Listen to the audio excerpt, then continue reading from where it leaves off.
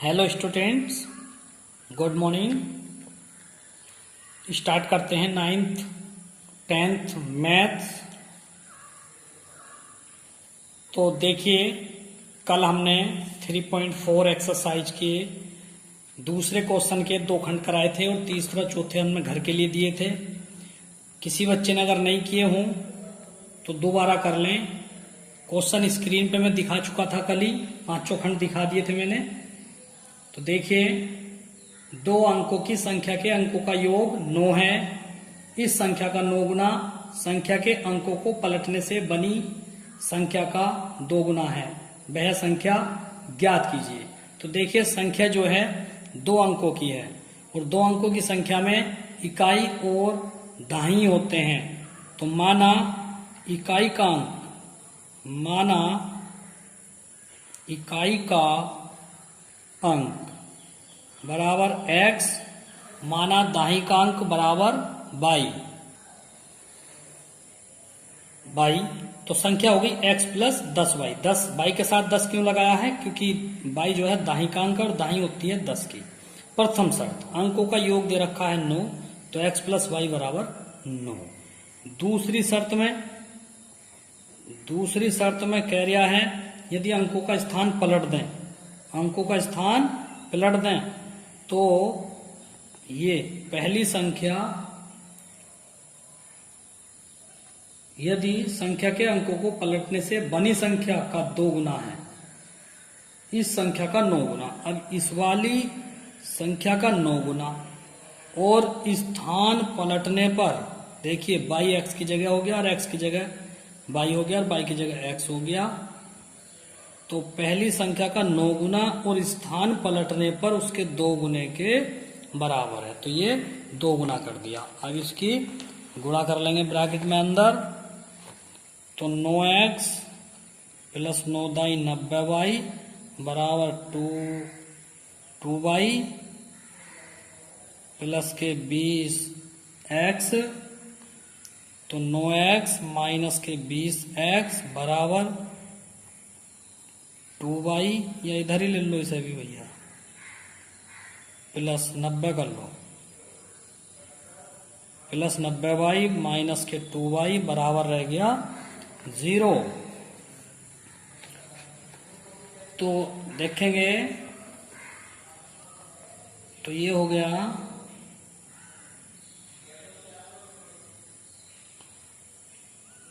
ये बचेंगे 11 माइनस के 11x प्लस के 88y बराबर 0, माइनस 11 कॉमन ले लो तो x माइनस 11 अट्ठे 88 y बराबर 0। तो x माइनस 8y बराबर आ गया 0। समीकरण नंबर 2। समीकरण 1 व 2 को घटाने पर, तो समीकरण 1 है x प्लस y बराबर 9 और समीकरण 2 है x माइनस 8y बराबर 0। तो घटाने पे चिन्ह बदलते हैं, ये कट गया 8 और 1 9, y बराबर 9। तो 9 से 9 काट दो एक बार, तो y बराबर हो गया 1। अब y का मान समीकरण 1 में रखने पर, y का मान समीकरण 1 में रखने पर रखिए। समीकरण 1 x प्लस वाई बराबर 9, तो x प्लस 1 बराबर 9, x बराबर 9 माइनस 1, x बराबर आ गया 8। तो संख्या क्या बनी? वो संख्या जो थी तुम्हारी वो x प्लस 10y थी। x का मान 8, 10 गुणा y का मान 1, तो 8 प्लस 10 इकाने 10, तो ये आ गई 18 answer. Next question fourth question आप घर से करें, आप ये 5th देखें, ठीक है? एक आध क्वेश्चन तो घर से आप करेंगे, तो 5th देखिए। 5th भी क्या है, पढ़ रहा हूं मैं सवाल। किराए पर पुस्तकें देने वाले किसी पुस्तकालय का प्रथम 3 दिनों में एक नियत किराया है तथा उसके बाद जो है अतिरिक्त किराया लगेगा। अब सरिता ने एक किताब 7 दिन रखी तो 3 दिन का तो अलग था, तो अतिरिक्त कितने हो गए, 7 दिन और हो गए। वो सॉरी 7 में से 3 का तो अलग है किराया, और बाकी 4 जो बच रहे हैं उनका किराया अलग है। तो टोटल रुपए हैं 27 रुपए। जबकि सुशी ने एक पुस्तक 5 दिनों तक रखने के 21 रुपए अदा किए। तो बताइए कि प्रत्येक अतिरिक्त दिन का किराया और नियत किराया क्या था। तो माना नियत किराया x और अतिरिक्त किराया y। ये देखिए नियत किराया x, अतिरिक्त किराया y। प्रथम शर्त में देखिए सरिता ने किताब 7 दिन रखी, 7 दिन, तो x प्लस 4y क्यों किया है। तो देखिए आप ये नियत किराया जो है ये 3 दिन का है, ये 3 दिन का नियत हो गया। तो 3 दिन का तो हो गया x, ऊपर को 7 में से कितने बचे, 4 दिन बचे, तो 4y, 4 दिन का हो गया 4y। और टोटल रुपए जो है वो कितने हैं, 27 रुपए किराया दिया किताब पढ़ने का। ठीक है। दूसरी शर्त में क्या है, दूसरी शर्त में है सुशी ने किताब 5 दिन पढ़ी। तो देखिए सुशी ने किताब 5 दिन रखी है, तब 5 में से 3 के 2 बचेंगे, तो x प्लस 2y बराबर 21 रुपए उसे देने पड़े। x पद समान है तो समीकरण 1 व 2 को घटाने पर समीकरण 1 है x प्लस 4y बराबर 27, और समीकरण 2 है x प्लस 2y बराबर 21। अब इन्हें क्या करेंगे, अब इन्हें घटाने पर करेंगे। समीकरण 1 व 2 को घटाओगे तो चिन्ह बदलेंगे, ये कटेंगे, 4 में से 2 गए, 2y, 27 में से 21 गए, 6 बचेंगे, 2 तिया 6, तो y बराबर आ गया 3। अब y का मान समीकरण 1 में रखने पर, तो देखिए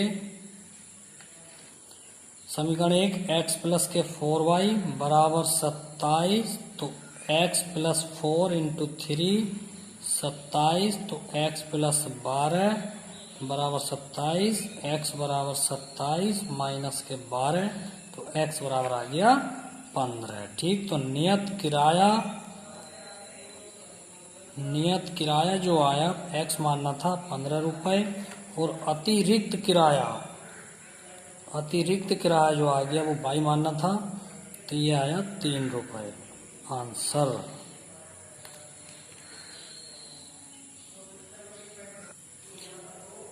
थ्री 3.4 एक्सरसाइज आपकी खत्म हो गई है। अब 3.5 स्टार्ट करेंगे।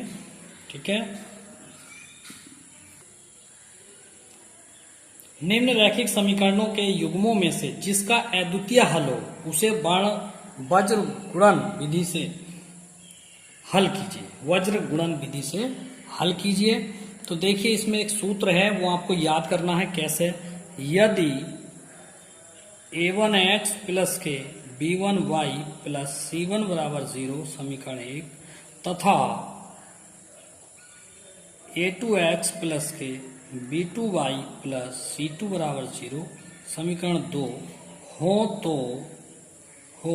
तो इनके हल क्या होते हैं। तो x बटे, सूत्र आसान है याद रखना, BC। कैसे याद रखेंगे सूत्र को, देखिए बड़ा आसान है सूत्र याद करने की trick, x upon BC minus BC, उसके बाद बराबर y बटे BC के बाद CA माइनस CA बराबर CA के बाद AB माइनस AB। इस प्रकार से 12 21 12 21 12 21, तो ये एक सूत्र बन गया। इस प्रकार से A1 B1 C1 A2 B2 C2 यहाँ से उठाए गए हैं, तो ये एक सूत्र बन गया। x के लिए हल करेंगे तो इसको साथ ले लेते हैं, y के लिए हल करते हैं तो इसको y के साथ ले लेते हैं। तो आइए करते हैं पहले सवाल का पहला पार्ट, उतारेंगे आप। देखिए ये है x माइनस 3y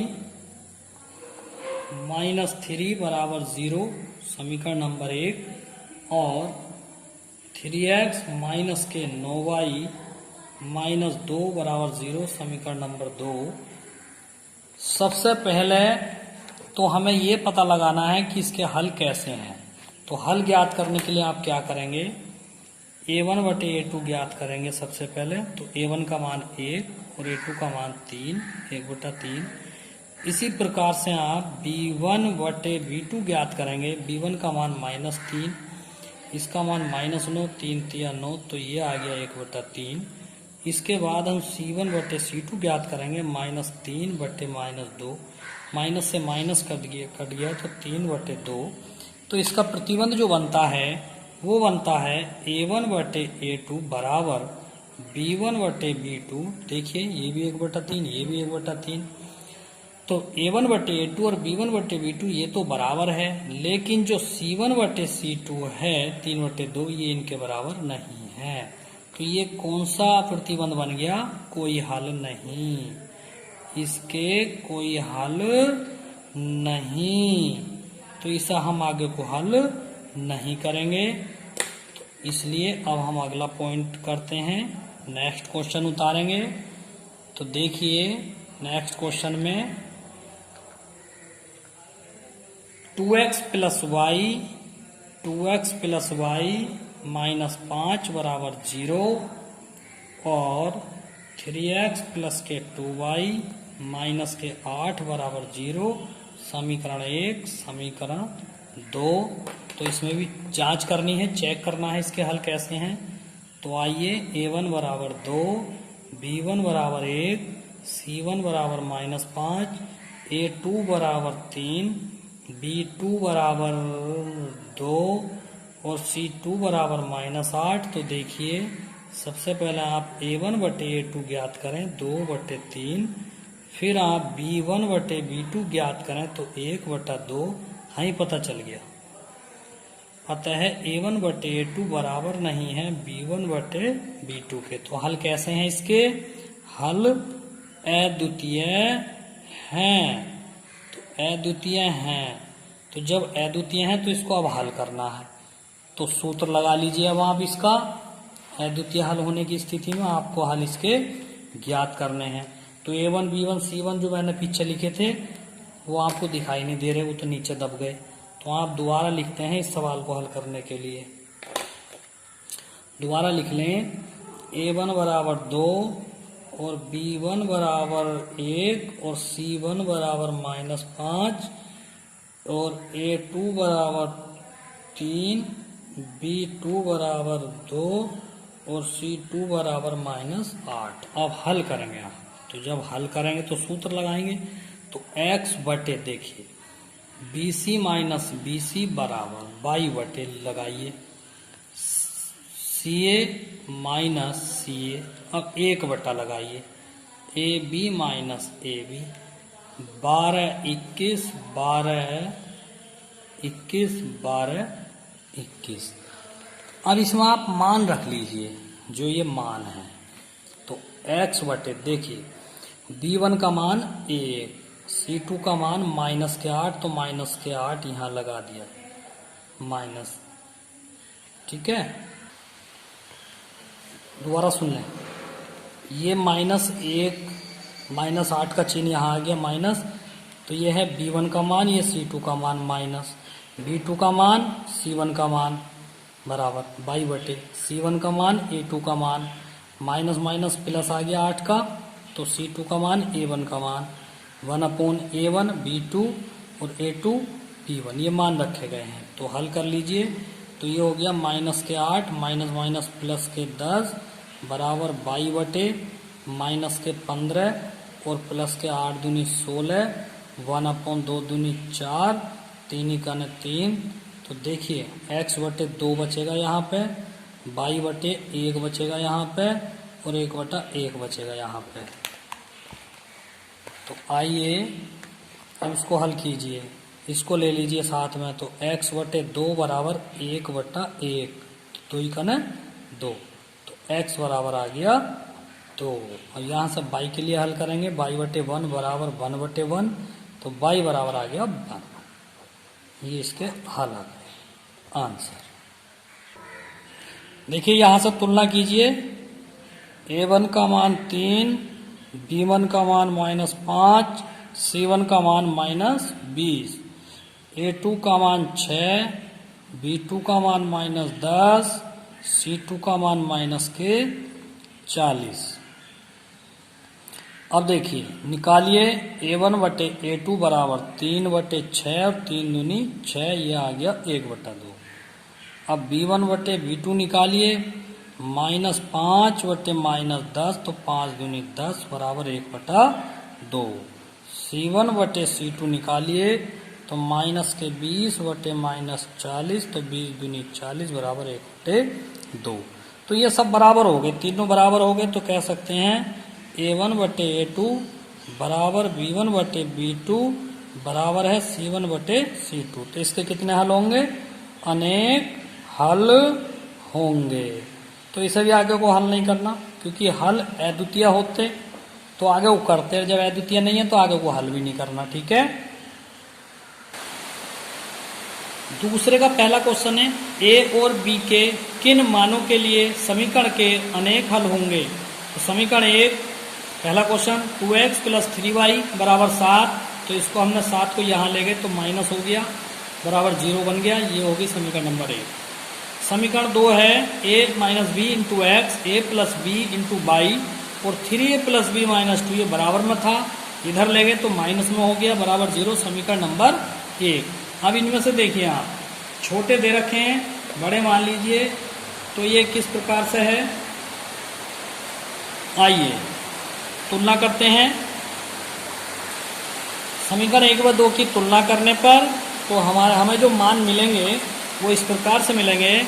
देखिए a1 बराबर हो गया 2, यहाँ देखिए ऊपर वाली समीकरण में, और b1 बराबर हो गया 3 और c1 बराबर हो गया -7। इसी प्रकार से a2 ये हो जाएगा, ये a2 है a - b, और b2 अगर निकाल लेंगे तो वो ये है a + b, और यदि c2 बराबर करेंगे तो वो ये है पूरा, माइनस चिन्ह लगा कर, -3a + b और -2, ये a1 b1 c1, a2 b2 c2 आ गया। अभी सब बजगुणन विधि वाले सूत्र में लगा देंगे, तो सूत्र लिखेंगे। अच्छा देखिए, इसमें सूत्र लगाने की जरूरत नहीं है, क्योंकि इसमें सवाल में पहले से ही कह दिया कि इसके अनेक हल हैं। तो अनेक हल होने के लिए, जब हल अनेक है तो अनेक होने के लिए क्या होता है, a1/a2 बराबर होता है b1/b2 और बराबर होता है c1/c2। मान रखेंगे 2/a - b बराबर, क्योंकि a1 का मान 2 था और b1 का मान कितना है 3, तो 3/b2 का मान a + b बराबर c1 का मान -7 और c2 का मान है -3a + b - 2। माइनस से माइनस काट दो, ये आएगा 2/a - b 3/a + b बराबर 7/3a + b - 2। अब देखिए 3 रूप आ गए, किन्हीं दो को साथ में ले लो किसी भी प्रकार से। तो देखिए किन्हीं दो को साथ में लेके हल कर लेंगे। देखिए जब साथ में लिया तो 7 की गुणा इधर और 2 की गुणा इधर करने के बाद जो है ये सारा टोटल कैलकुलेशन a - 9b - 4, समीकरण 3 आ गई, क्योंकि 2 हमने ऊपर मान ली तो तीसरी आवेगी नीचे। ठीक है, अब इसके साथ इसे ले लो तो समीकरण 4 आ जाएगी, फिर दोनों को हल कर लेंगे। 7 इधर गुणा करेगा, 3 इधर गुणा करेगा, तो 7a 7b 3 × 9a 3b - 6, ये इधर लेके आए, जो घटाया घटा दिया है, जो बचा बचा दिया है, तो ये आगे समीकरण नंबर 4। अब समीकरण 3 क्या थी, a - 9b, समीकरण 4 है a - 2b, तो इसके a पद समान है, अतः समीकरण 3 व 4 को घटाने। तो देखिए समीकरण 3 व 4 को जब घटाया है तो b का मान 1 आ गया, b के मान को समीकरण 3 में रख दिया है तो a का मान 5 आ गया और b का मान 1 पहले से था। आंसर आज के लिए इतना ही काफी है। कल स्टार्ट कराएंगे इसका दूसरा खंड, दूसरे सवाल का दूसरा खंड। ठीक है, तो सभी बच्चे काम पूरा करें, और बहुत कम बच्चे देख रहे हैं, पढ़ाई को हल्के में ले रहे हैं, ये अच्छी बात नहीं है। Thank you.